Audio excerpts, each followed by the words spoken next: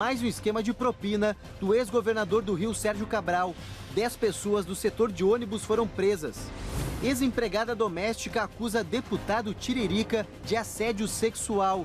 Ela também entrou na justiça com uma ação trabalhista. Ex-ministro Gedel Vieira Lima é transferido para a Superintendência da Polícia Federal em Brasília. Ele está preso por atrapalhar as investigações de corrupção. Na Alemanha, acidente entre ônibus e caminhão deixa quase 20 mortos. No futebol, São Paulo demite o Rogério Ceni e Dorival Júnior pode ser o novo técnico. Fluminense e Chapecoense empatam numa partida emocionante e encerram a 11ª rodada do Brasileirão. E o filme O Meu Malvado Favorito 3 bate Mulher Maravilha e estreia com recorde de bilheteria nos cinemas. This does not mean that we are going back to being villains. Luca, bueno, Pinho, bueno.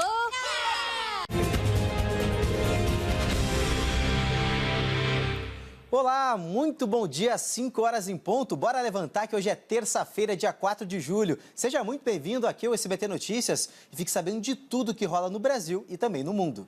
E eu começo falando de uma perseguição policial que aconteceu na Vila Formosa, zona leste de São Paulo. Um bandido morreu e o outro acabou preso. A dupla estava num carro roubado. Eles tinham acabado de assaltar um homem num bairro da região. A perseguição começou na noite passada, após os criminosos passarem por uma viatura da PM que deu voz de prisão à dupla, mas o condutor do veículo não obedeceu à ordem de parada. Segundo a polícia, os assaltantes já desceram do carro atirando. Um deles acabou baleado, chegou a ser socorrido, mas morreu. O outro envolvido no crime foi preso.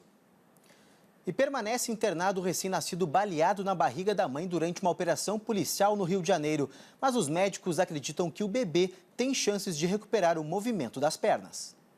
Mais um dia de expectativa para a família de uma vítima improvável da violência no Rio. A gente agora estamos num momento de muita oração, muitos amigos, familiares, todo mundo orando, dando apoio. Claudineia dos Santos Melo, de 28 anos, foi atingida por um tiro quando voltava do supermercado no acesso a uma comunidade em Duque de Caxias, na Baixada Fluminense. 3 PMs já prestaram depoimento sobre o caso. Eles contaram que saíam da favela quando bandidos dispararam. Que temos de indício até o presente momento apontam que os disparos que atingiram a vítima e o bebê foram oriundos de traficantes da comunidade do Lixão. Aos 9 meses de gravidez, Claudineia precisou fazer um parto de emergência na última sexta-feira. Foi aí que médicos descobriram que o disparo também havia atingido os pulmões e a medula do bebê. Ele já nasceu mudando nossas vidas. O recém-nascido continua internado na UTI neonatal desse hospital. O estado de saúde dele é gravíssimo.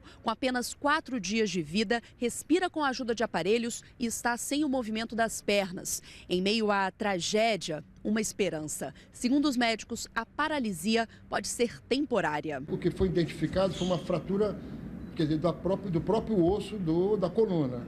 Então, a gente não tem como mensurar lesão medular. Isso seria agora precipitação, falar qualquer coisa a respeito disso. A mãe continua hospitalizada e não corre risco de morte. Ela ainda não sabe que o filho está paraplégico. O pai, ele decidiu não falar para ela o que estava acontecendo com o neném naquele exato momento. Só falou que o neném estava lá no CTI e que estava bem. Clebson já visitou o filho e agora tem otimismo pela recuperação do bebê. Tentei sentir isso dele e tanto passar energia positiva para ele ter força de vida para lutar. Uma psicóloga foi encontrada morta dentro de casa em Teresina, no Piauí. Ela estava com um fio de telefone enrolado no pescoço. O que chama a atenção é que o principal suspeito do crime é o sobrinho da vítima, um adolescente de apenas 16 anos. Imagens congeladas de circuito de segurança mostram uma pessoa parada em frente à casa da vítima no bairro Macaúba. Ali, iniciaria o ato que culminou na morte bárbara da psicóloga Joaquina Maria Vieira de Barros. As imagens agora são da reconstituição feita pela polícia com o autor do assassinato. Ele pula o muro e segue até a cozinha, onde encontra a tia. Ele verificou que a porta da cozinha estava aberta. Aí ele foi, olhou, ela estava de costa preparando a comida dos cachorros. Ele chegou por trás, deu um mata-leão, né? Uma gravata nela, ela desfaleceu. Ele jogou ela ao chão e aí pegou um fio de telefone, enrolou no pescoço dela, fez um torniquete para estrangular.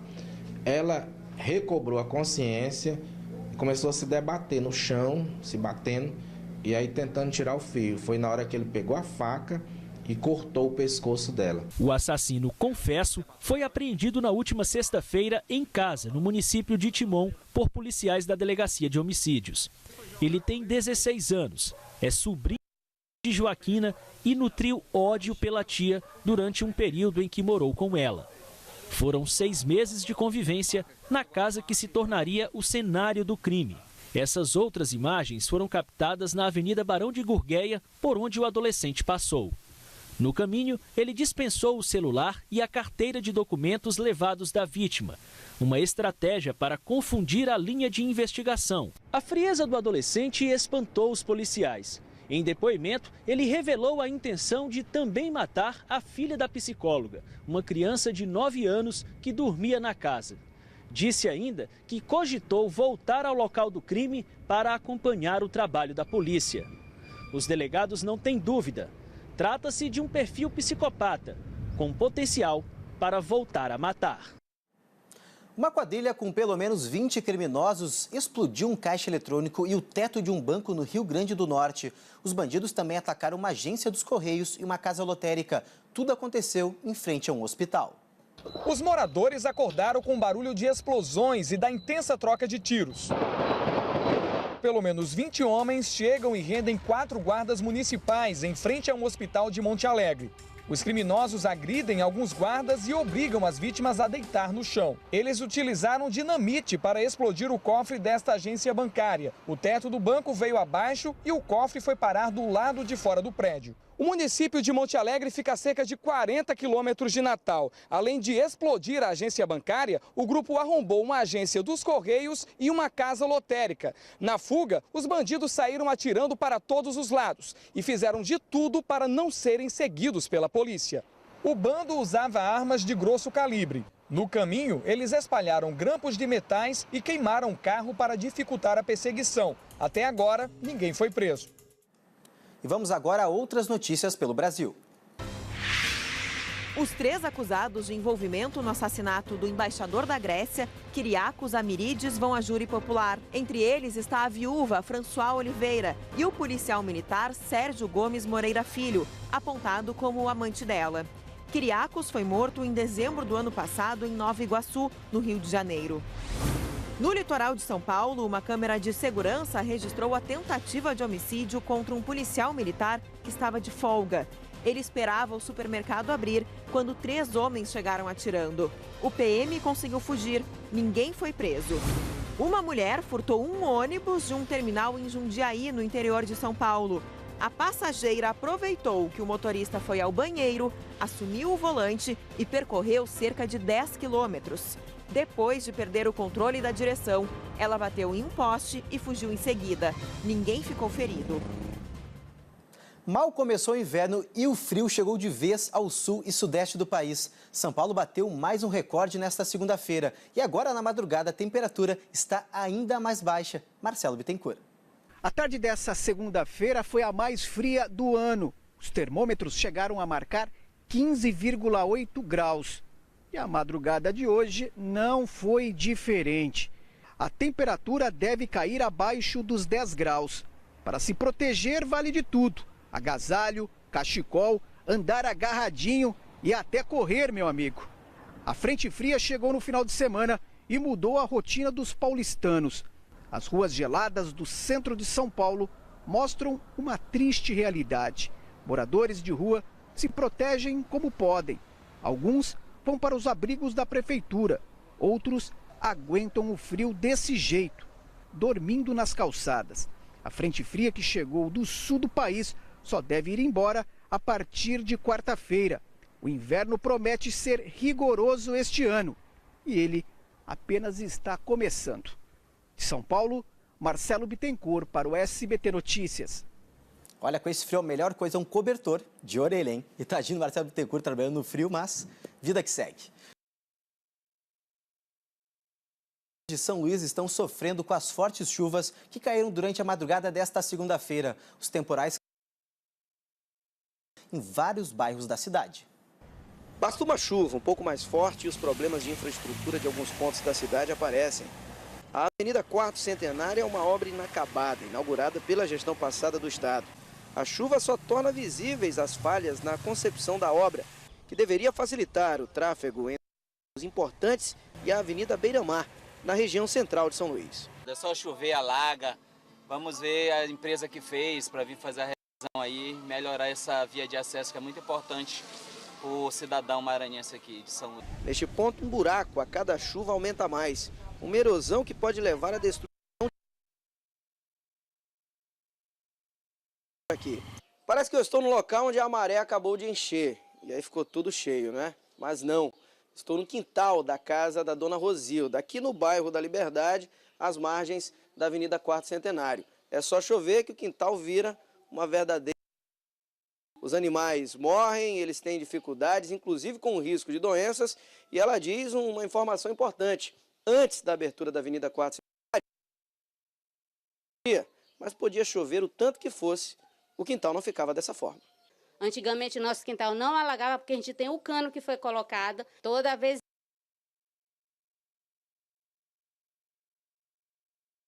Bairros da capital por causa das chuvas. No Coroado, esta rua ficou completamente alagada. O mesmo ocorreu no bairro Renascença, próximo à Lagoa da Jansen. Uma pesquisa da Agência Nacional de Energia Elétrica mostra que o número de casas aumentou cerca de 17 vezes em 2 anos. Ou seja, deixou a conta de luz dessas residências, olha, mais barata.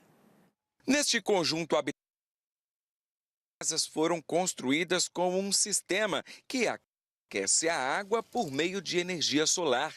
Na casa da Ângela, aquele banho quentinho está garantido. Quentinha, mesmo quando o tempo está de chuva, ela fica bem morninha.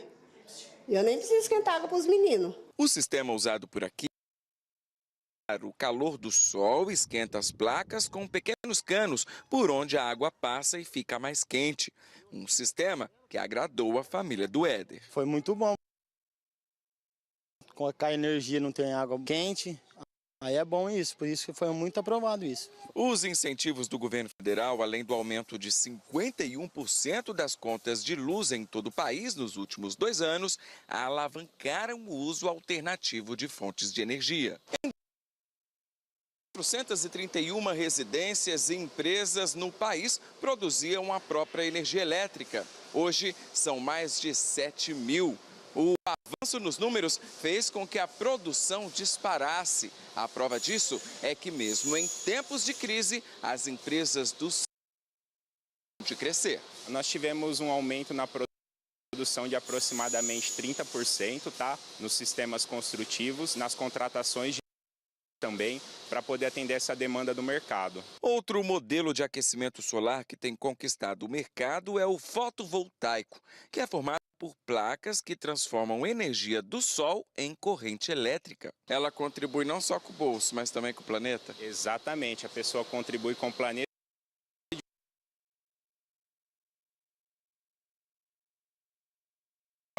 Que é fornecida pela companhia, né? Que é através de hidroelétricas e passa a utilizar uma energia que é gerada por ela mesma. Edson mudou de endereço faz pouco tempo. Na nova casa, decidiu instalar placas termosolares.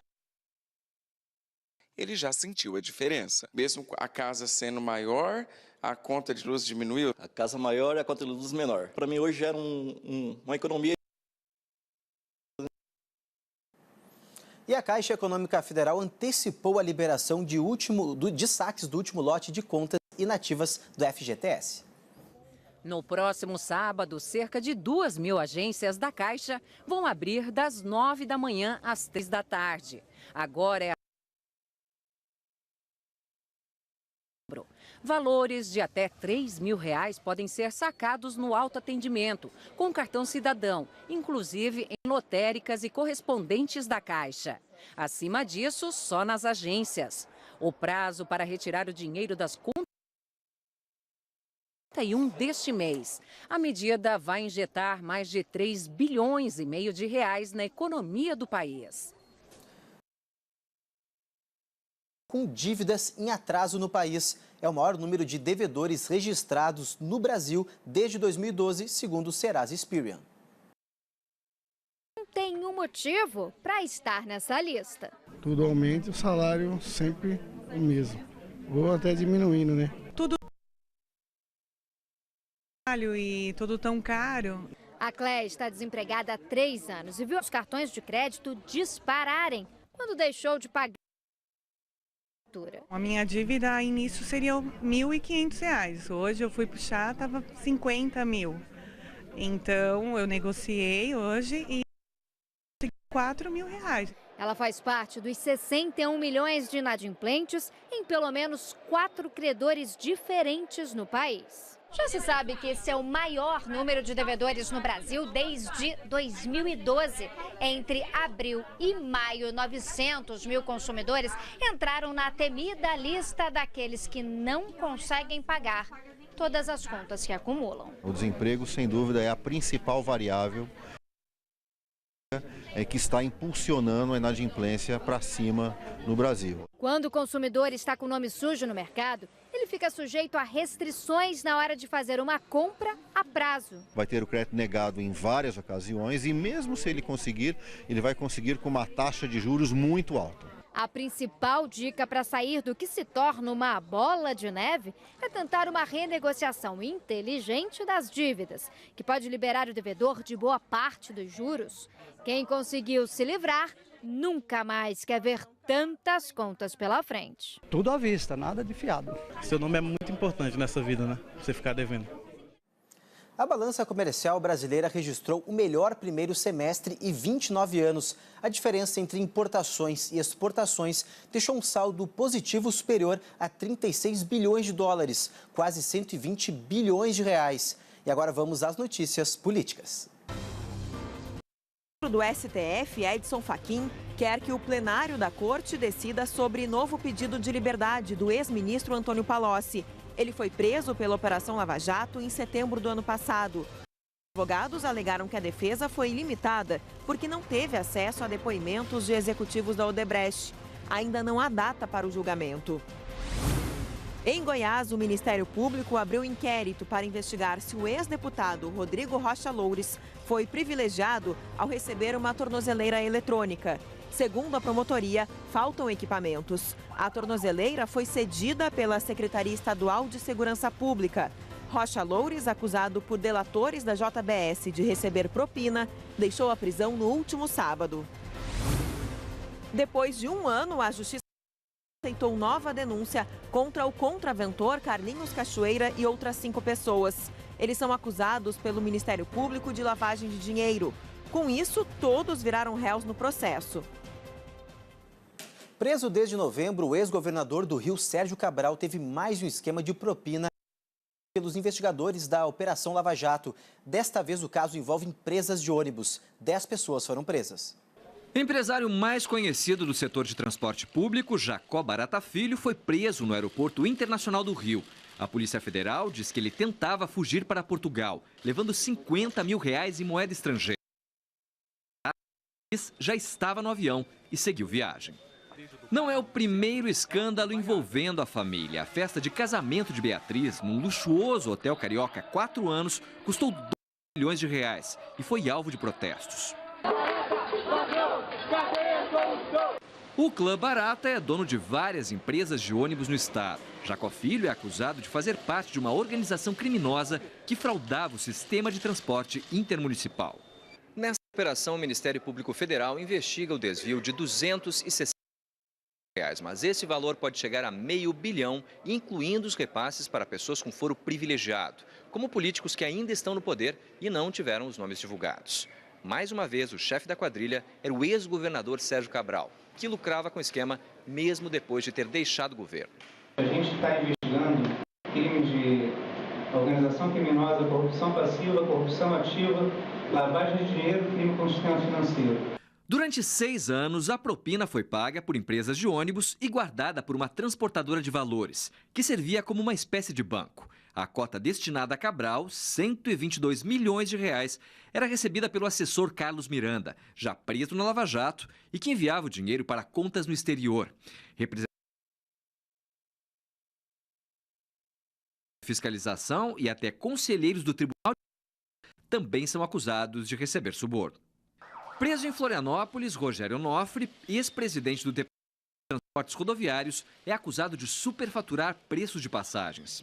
7% foi o que ele autorizou e, segundo estudos técnicos, o devido seria 2%. O Sérgio Cabral recebia prêmios da FETransport e ele distribuía esses prêmios entre a organização. 10 pessoas foram presas, entre elas Lélis Teixeira, presidente da FETransport, a Federação das Empresas de Transporte. Marcelo Traça Gonçalves, presidente do Sindicato das Empresas. Ele foi surpreendido pela Polícia Rodoviária Federal na Via Dutra, altura de Barra Mansa, no sul fluminense. Segundo a assessoria de Jacó Barata Filho, o empresário não pretendia fugir. A viagem para Portugal era negócios, com retorno marcado para o dia 12 deste mês,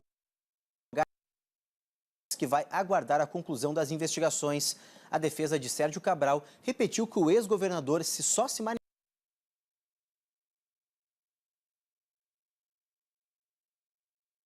e o ônibus disseram que estão colaborando com a polícia e com a justiça.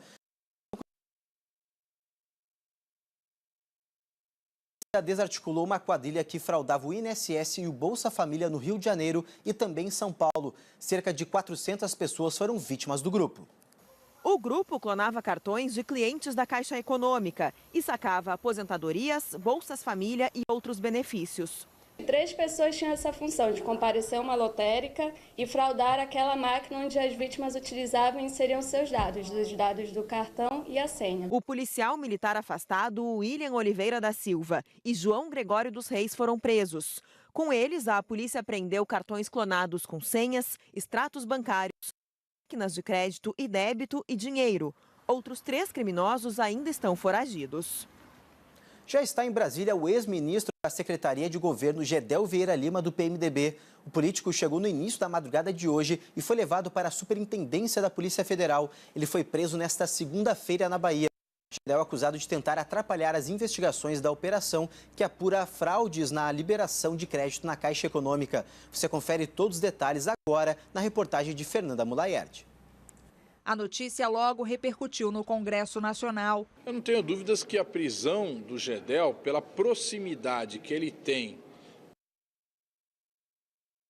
com Michel Temer, é um fato muito negativo. Toda a sala de estar do presidente está sendo presa, só está faltando ele. E ele só não é porque está utilizando a presidência da República como habeas corpus. A prisão de um dos homens de confiança de Michel Temer trouxe mais instabilidade a um cenário já conturbado. Apimenta a semana decisiva do governo, que tenta emplacar uma vitória em plenário com a possível votação da reforma trabalhista no Senado e busca livrar o presidente da denúncia por corrupção passiva na Comissão de Constituição e Justiça da Câmara. Não podemos contaminar um debate que está ali para um recebimento ou não de uma denúncia para trazer um fato que não está colocado na denúncia que foi oferecida contra o presidente da República.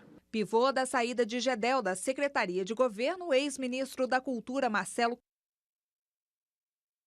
usou as redes sociais para dizer que sonha com um país em que honestos possam dar sua contribuição e desonestos respondam por seus atos. Como a prisão é preventiva, Gedel Vieira Lima pode ficar detido por tempo indeterminado. Da Bahia, ele vem direto para Brasília. Antes de seguir para o presídio da Papuda, vai passar por diversos exames na Polícia Federal. Gedel não tem foro privilegiado. Em nota, a defesa do ex-ministro criticou a prisão e disse estar preocupada com o teor policialesco mais voltado às repercussões da investigação para a grande mídia do que à apuração dos fatos. O pedido de prisão foi feito pela Polícia Federal e pelo Ministério Público Federal, que alegaram que Gedel tentava atrapalhar as investigações sobre irregularidades na liberação de recursos da Caixa Econômica Federal. A ação partiu de depoimentos do doleiro Lúcio Funaro e dos executivos do Grupo JBS, Joesley Batista e Francisco de Assis e Silva. Os investigadores afirmam que Gedel teria recebido 20 milhões de reais de propina e articulava para que Lúcio Funaro não fizesse acordo de delação premiada. Relatam ainda que o ex-ministro teria entrado em contato com a mulher para saber o ânimo dele em delatar o esquema. No mês passado, Gedel entregou ao Supremo Tribunal Federal o passaporte e ofereceu a quebra do sigilo bancário para evitar. Ele é o 5º detido nas operações Sepsis e Cui Bono, ao lado dos ex-deputados Eduardo Cunha e Henrique Eduardo Alves. Você vai ver agora imagens exclusivas que mostram o descaso e o abandono dentro do batalhão de policiamento em áreas turísticas e do batalhão de Copacabana, o bairro mais famoso do Rio de Janeiro. Todos os dias os policiais encontram armários sem portas, infiltrações e colchões rasgados, além de outros problemas. Os vídeos exclusivos mostram o abandono do batalhão de policiamento em áreas turísticas e do batalhão de Copacabana, 2 unidades importantes da Polícia Militar que fazem a segurança em um dos bairros mais nobres da zona sul do Rio. Basta caminhar pelo alojamento dos batalhões para constatar o caos, falta de tudo, coisas básicas nas unidades especiais da corporação. Os colchões não são suficientes, a maioria está sem condições de uso. Além disso, muitas camas estão assim, só nos estrados. Sem alternativa, alguns policiais são obrigados a dormir em colchonetes velhos ou até mesmo no chão. No lugar de lençóis, panos para se proteger do frio durante a madrugada. Os problemas não param por aí. Os ar-condicionados não funcionam. Há infiltrações em toda parte. Os armários onde os PMs guardam armas e fardas estão sem portas, alguns amassados. No banheiro masculino é possível ver a falta de higiene, sujeira e lodo em vários pontos. Aqui, um aviso: está interditado, sem falar no acúmulo de entulho que se junta ao lixo em toda parte. O problema acontece desde 2014, mas a situação piorou após a quebra de no ano passado. As empresas cancelaram as atividades por falta de pagamento do governo do estado. Só para ter uma ideia, nem o elevador do prédio funciona. Com isso, os policiais precisam subir de escada até o 4º andar para chegar ao alojamento. A mesma empresa também deixou de fazer a manutenção de viaturas dos batalhões. Os serviços passaram a ser feitos pelos próprios policiais. Uma realidade bem diferente do conforto do ex-governador Sérgio Cabral. Atualmente, está preso nesta unidade de Benfica que passou por reformas. Cabral e a quadrilha da corrupção dormem em beliches com colchões que foram usados por atletas olímpicos nos Jogos de 2016. Um assaltante foi morto durante uma troca de tiros com a polícia em Goiânia. Ele e um comparsa tinham roubado uma caminhonete e foram perseguidos pelos policiais. Veja só. O vídeo mostra o acompanhamento do Graer. Por terra, na região do Anel Viário, em Goiânia, 2 viaturas estão atrás de uma caminhonete roubada. A perseguição dura mais de 10 minutos até que as equipes que estavam em solo conseguem fechar o veículo. Durante a perseguição, segundo a PM, o suspeito de roubar a caminhonete teria atirado contra a viatura. Os militares revidaram e o assaltante acabou morto. Na caminhonete ficaram várias marcas de tiros. Segundo as equipes, as viaturas foram batidas durante a perseguição.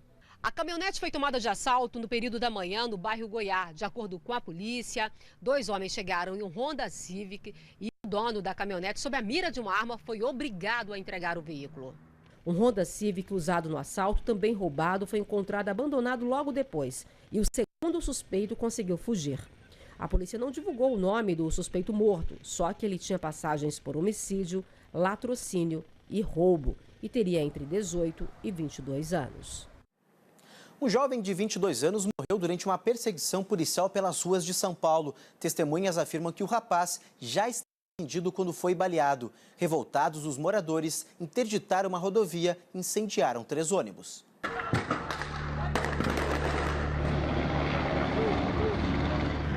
Polícia invadindo a sapé. Policiais atiraram bombas e balas de borracha.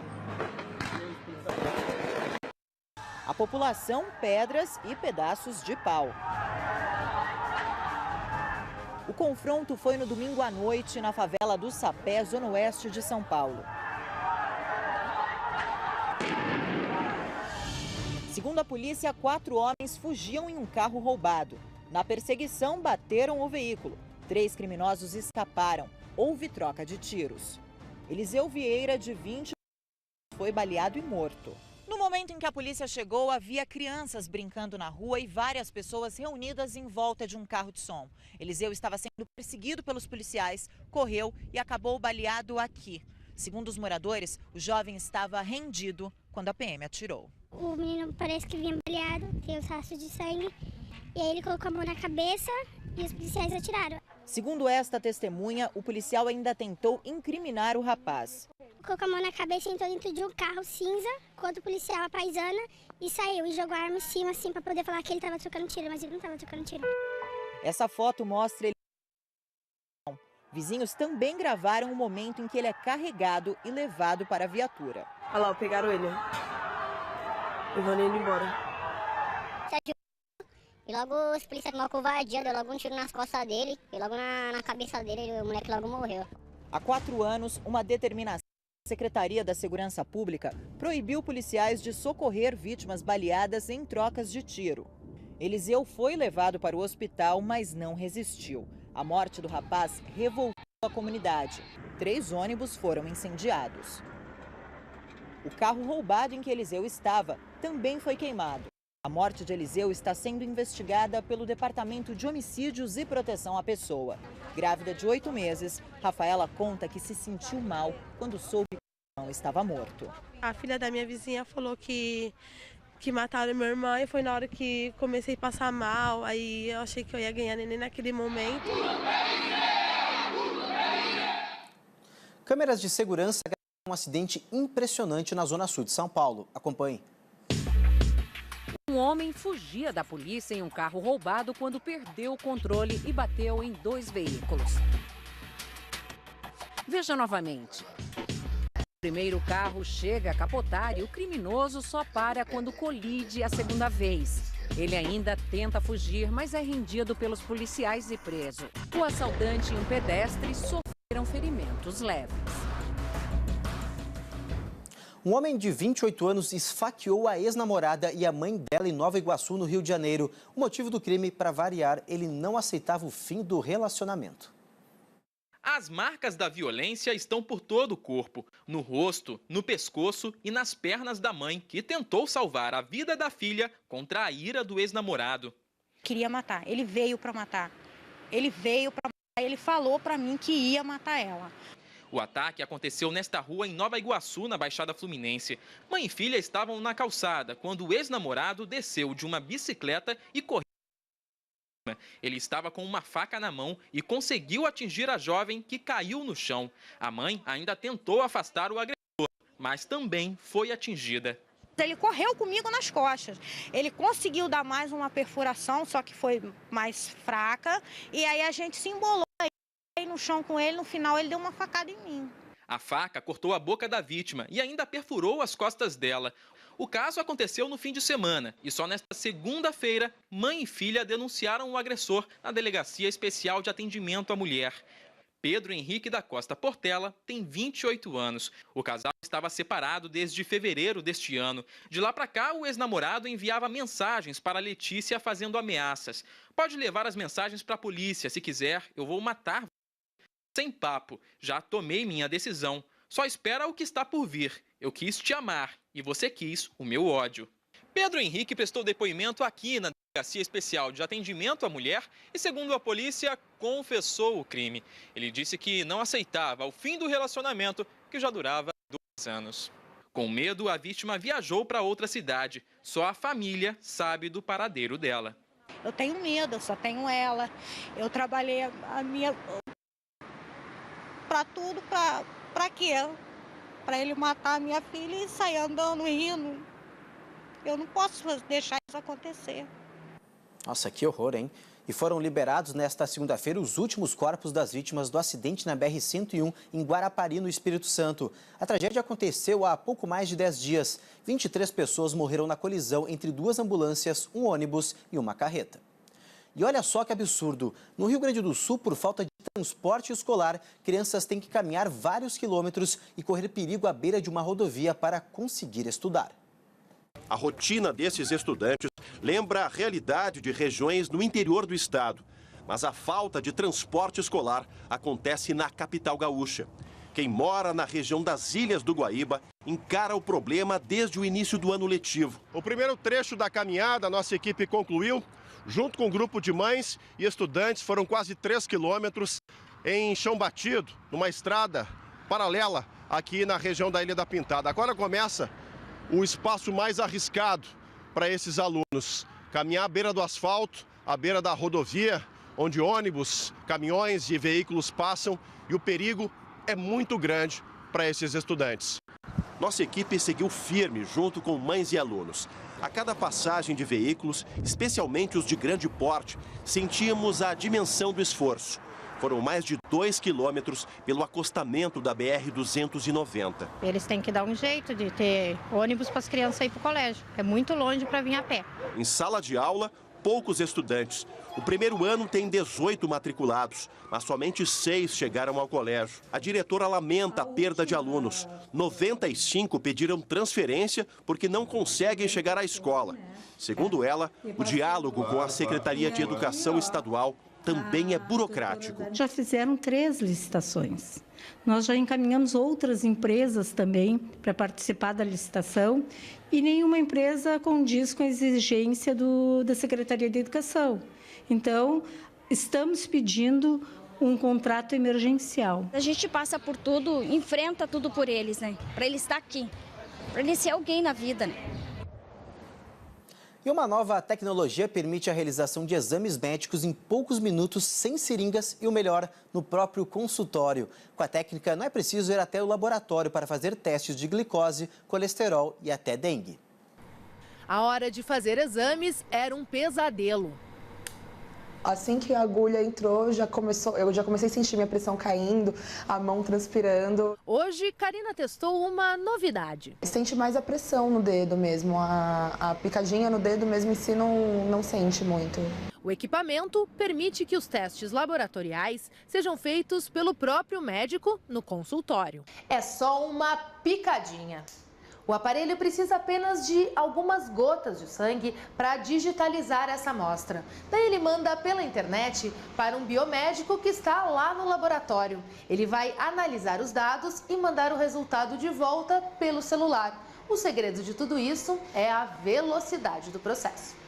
Como tudo é feito online, o exame fica mais barato. A empresa de Curitiba levou 3 anos desenvolvendo o método até receber o registro na Anvisa. Com a tecnologia, é possível fazer exames de gravidez, glicose, colesterol, HIV e até dengue, zika e chikungunya. A gente está focando nos exames que não precisam de jejum e nenhum preparo especial, justamente para poder aplicar eles de forma bem rápida no consultório. O nosso próximo desafio é o hemograma. Para os médicos, a tecnologia é um avanço, mas é preciso cautela. Entrando no mercado, já que é uma inovação, a gente vai poder falar que tem a mesma confiabilidade ou não. Karina, que já deixou de fazer exame por medo, ficou aliviada. Não dá a mesma sensação de ver saindo sangue assim, né? É bem mais tranquilo.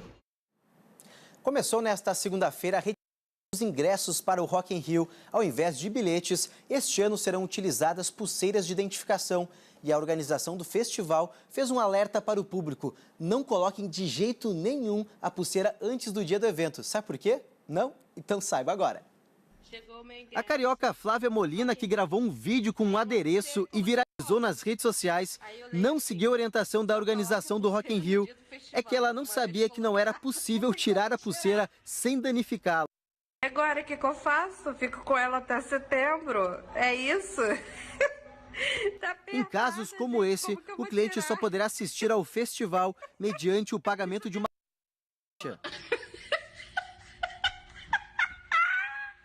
O Rock in Rio 2017 acontece entre os dias 15 e 24 de setembro e vai reunir nomes como Guns N' Roses,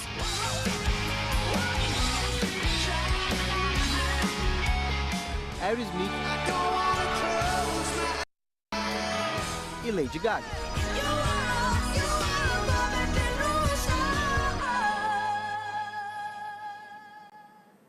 Gente, tadinha da Flávia, coitada dela, mas pelo menos vai ganhar uma pulseirinha nova para poder curtir o festival. Bom, seguindo o baile aqui, os internautas brasileiros foram ao delírio nesta segunda-feira. Gretchen, a rainha do rebolado nos anos 80, virou estrela de um clipe da cantora Katy Perry. A música Swish Swish faz parte do último álbum da popstar americana lançado em junho. Famosa pelos memes na internet, Gretchen aparece dançando ao lado de um grupo de bailarinos em uma quadra de basquete.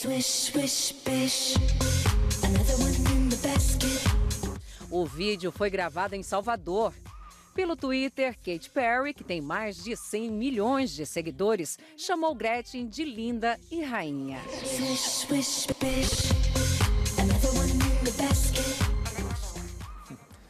Olha, a Gretchen mitou aí de novo. Agora vamos mudar um pouquinho de assunto para falar de cinema. O filme Meu Malvado Favorito 3 estreou com um recorde nos Estados Unidos. A sequência da animação que conta a história de Gru e dos Minions esteve em cartaz em quase 4.600 salas de cinema americanas, fazendo desta a maior estreia da história dos Estados Unidos.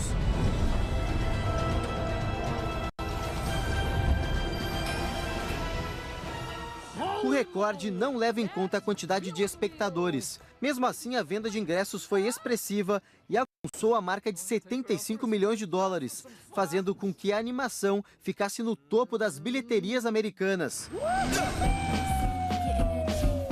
O longa também ficou em primeiro lugar no Brasil, desbancando o sucesso de Mulher Maravilha, que foi o filme mais assistido durante 5 semanas.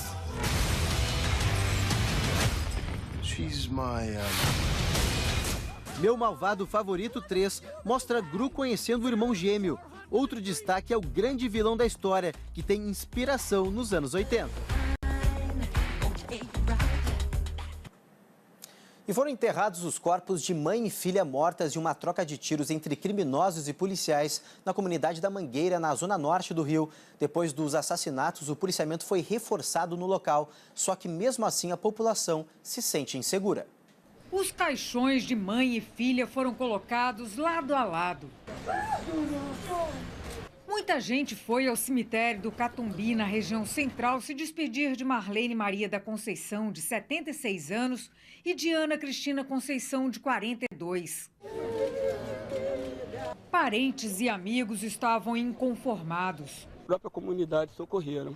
Entendeu? Quem tinha que socorrer mesmo não socorreu. Só fizeram o trabalho deles e foram embora. Mãe e filha foram mortas na última sexta-feira, perto da casa delas, na comunidade da Mangueira. Vídeos mostram o desespero dos moradores no momento do socorro. Morador, gente! Houve protesto. Um ônibus foi queimado e a polícia revidou com bomba de efeito moral. Os moradores acusam a polícia de omissão de socorro. O comando da unidade de polícia pacificadora informou que no momento em que as vítimas eram socorridas, os policiais eram alvos de disparos de criminosos.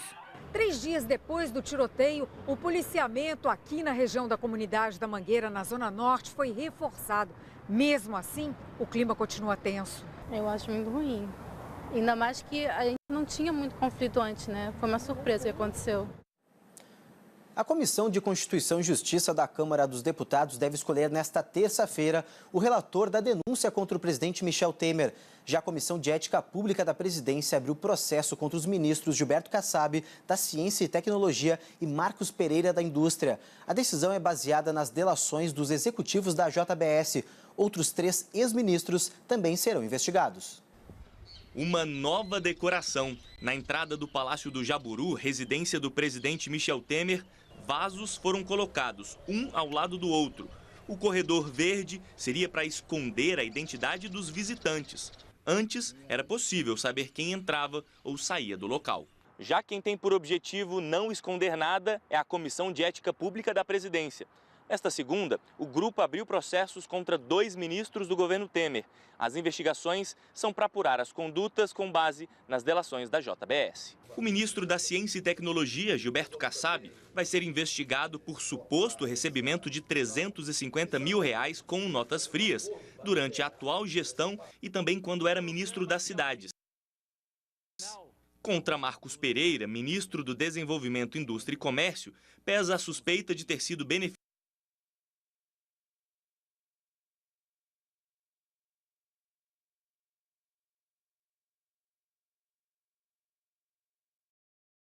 beneficiado com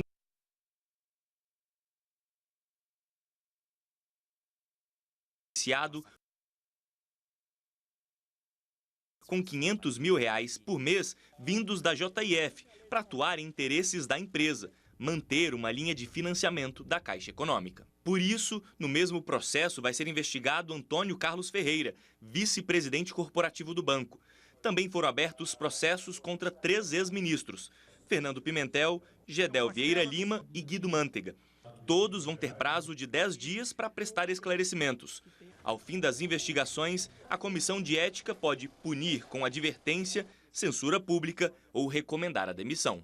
Aqueles que ocupam cargos públicos não são donos dos cargos. Eles passam pelos cargos e eles têm que obedecer o que diz a lei e têm que prestar os devidos esclarecimentos para estarem à altura do ponto de vista ético em relação às elevadas funções que eventualmente estejam a exercer. Gilberto Kassab disse que sempre se pautou pela ética e pelo cumprimento da legislação. Marcos Pereira vai apresentar defesa na comissão e acredita na apuração imparcial para restabelecer a verdade. A defesa de Fernando Pimentel diz que a própria presidência da República afirma que são mentirosas as acusações de Joesley Batista. Antônio Carlos Ferreira disse que trabalha há 35 anos na Caixa e sempre atuou com ética e honestidade. As defesas de Gedel Vieira Lima e de Guido Mantega não responderam às nossas ligações. O deputado federal Tiririca, que na eleição de 2014 teve mais de 1 milhão de votos, está sendo acusado de assédio sexual por uma ex-empregada doméstica. Ela entrou com uma ação trabalhista e depois foi à polícia denunciar o parlamentar. A mulher de Tiririca não acredita na denúncia e registrou um boletim de ocorrência acusando a antiga funcionária de extorsão. Como o deputado tem foro privilegiado, o caso foi enviado ao Supremo Tribunal Federal. E o ministro Celso de Mello vai decidir se dá ou não prosseguimento ao processo.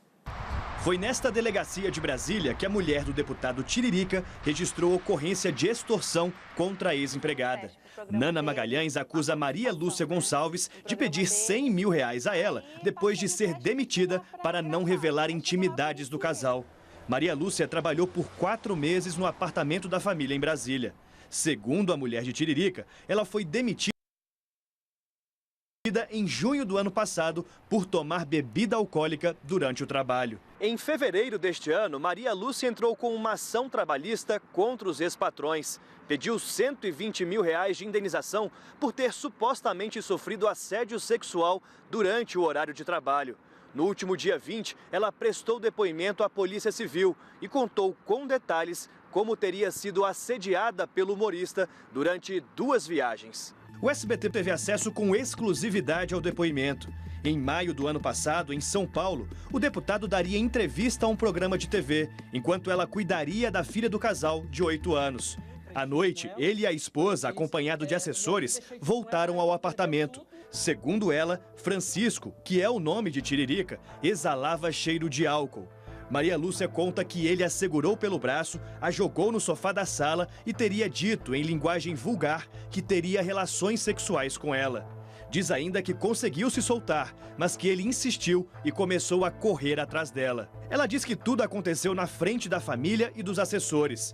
No dia seguinte, Maria Lúcia viajou com a família para a Fortaleza. Tiririca teria dito novamente, por várias vezes, que teria relações com ela. Ela chegou a dizer que se sentia ofendida e com nojo, e menos valorizada do que um cachorro. Algumas destas cenas teriam sido filmadas, mas durante um passeio, Tiririca pegou dela emprestado e ao subir em uma lancha, caiu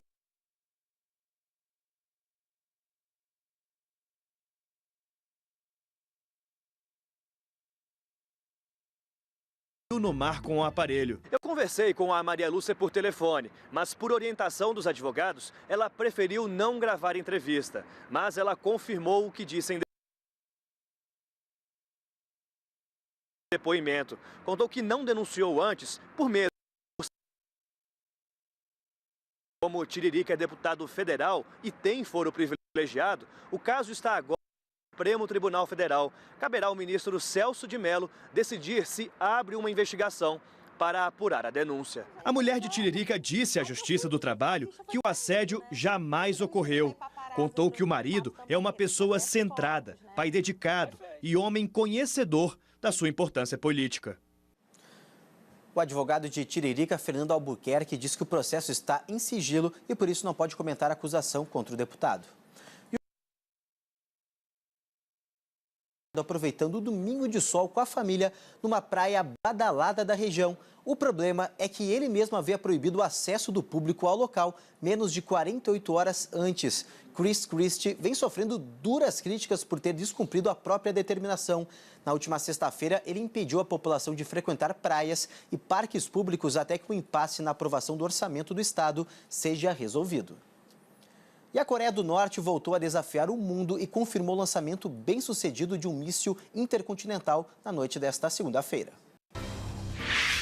A informação foi confirmada pelo jornal estatal do país na madrugada desta terça-feira, pelo horário de Brasília. Segundo o comunicado, o míssil percorreu quase 1.000 quilômetros e teria capacidade de atingir o território dos Estados Unidos. A atitude foi considerada uma provocação aos americanos, que comemoram hoje o feriado de independência. O presidente Donald Trump se manifestou nas redes sociais, questionando se o líder norte-coreano Kim Jong-un não tem nada melhor para fazer. Ainda nos Estados Unidos, pelo menos 10 pessoas ficaram feridas depois que um táxi avançou contra um grupo de pedestres em Boston. A polícia descartou a hipótese de terrorismo. Segundo o depoimento, o motorista confundiu os pedais do veículo e acabou acelerando. Um trem de passageiros descarrilou e deixou vários feridos em Washington. A linha ficou interditada por várias horas e provocou atrasos no sistema ferroviário. 5h49, chegou a hora do futebol. No complemento da 11ª rodada do Campeonato Brasileiro, Fluminense e Chapecoense fizeram um jogo emocionante de 6 gols no Rio de Janeiro. No estádio Edson Passos, o Flu abriu o placar depois de uma linda jogada. Gustavo Scarpa achou Richarlison livre e ele bateu cruzado para fazer 1-0. A Chape empatou depois de uma sobra de bola. Rossi levou a melhor sobre Reginaldo e tocou com categoria na saída de Júlio César. Depois do lateral batido por Reinaldo, Andrei Giroto desviou e Arthur marcou de cabeça. Virada da Chapecoense, 2-1. No segundo tempo, o Flu chegou ao empate. O Wellington cruzou e Pedro mandou para a rede com o ombro, 2-2. Cruzamento de Reinaldo e Arthur cabeceou para o chão. O goleiro Júlio César defendeu, mas o árbitro adicional disse que a bola passou da linha. 3-2 Chape. Nos acréscimos, o Flu arrancou o empate com Marcos Júnior e subiu para o 7º lugar. A Chapecoense está em 15º. E Dorival Júnior é o favorito para assumir como novo técnico do São Paulo. O tricolor demitiu o ídolo do clube, Rogério Ceni, depois da 6ª derrota seguida. Depois de perder para o Flamengo, o São Paulo caiu para a zona de rebaixamento. Por isso, nesta segunda-feira, a diretoria decidiu demitir o Rogério Ceni. O ex-goleiro comandou o time durante 37 jogos. Ele venceu 14 vezes, empatou 13 e perdeu 10. Como saiu com um aproveitamento melhor que os antecessores, Rogério Ceni vai ter direito a uma multa de 5 milhões de reais.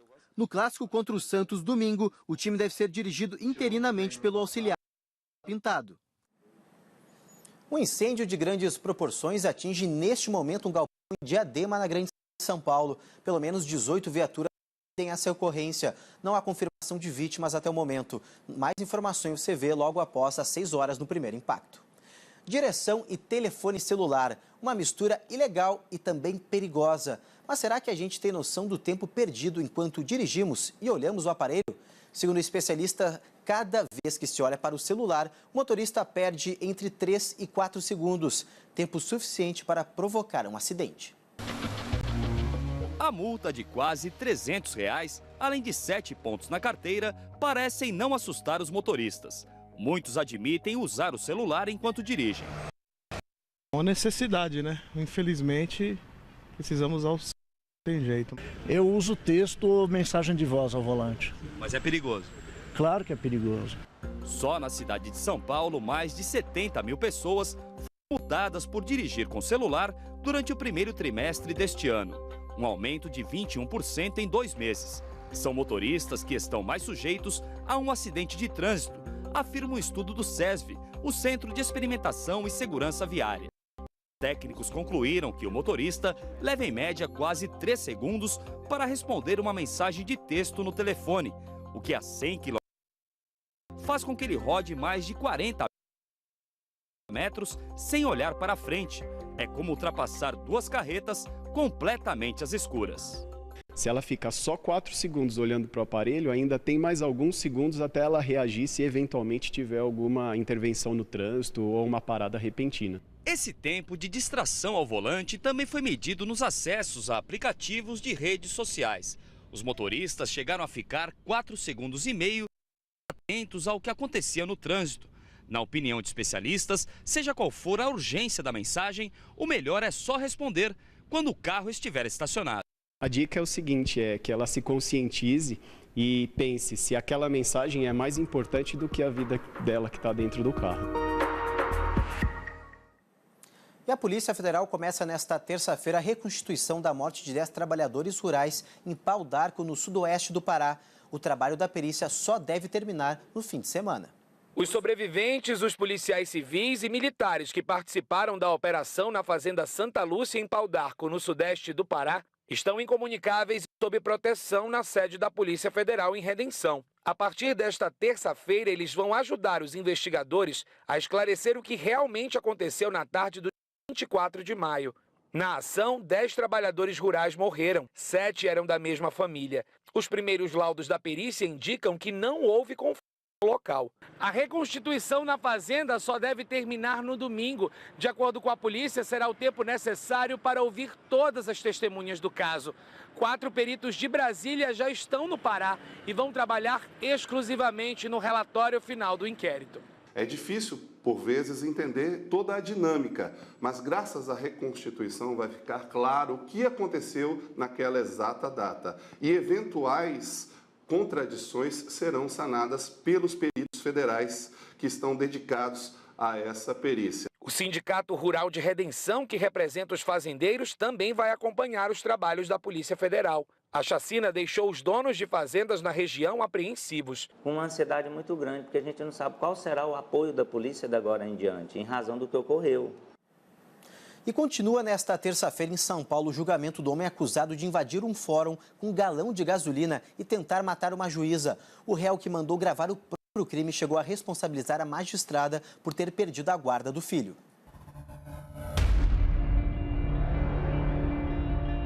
Você não é louco. Uma cena dramática para quem assiste. Imagine para a vítima. Seu pai é inocente. Fala mais alto. Meu pai é inocente. Alfredo José dos Santos jogou gasolina e ameaçou queimar a juíza Tatiane Moreira de Lima dentro do Fórum do Butantã, na zona oeste da capital paulista. Ele é acusado de cárcere privado e tentativa de homicídio da juíza e do vigilante crispiniano Márcio Oliveira, que tentou evitar o ataque à magistrada. A tese defensiva é de que ele não tinha a intenção de matá-la. A gasolina ele jogou como maneira de coagi-la. Para mim, o mais importante foi demonstrar a intenção homicida dele em relação à vítima, que só não morreu porque o isqueiro não foi acionado. Consta dos autos que o isqueiro estava em perfeito estado de funcionamento. Na verdade, ele jamais acionou esse isqueiro. O crime foi há 1 ano e 3 meses e nesta segunda-feira, Alfredo começou a ser julgado. A juíza atacada era de uma vara de violência doméstica. Caberia a ela julgar Alfredo, acusado até então de agredir a ex-mulher. Ele ainda teria audiência com a juíza Tatiane. Mas naquele dia, Alfredo decidiu que quem daria a sentença era ele.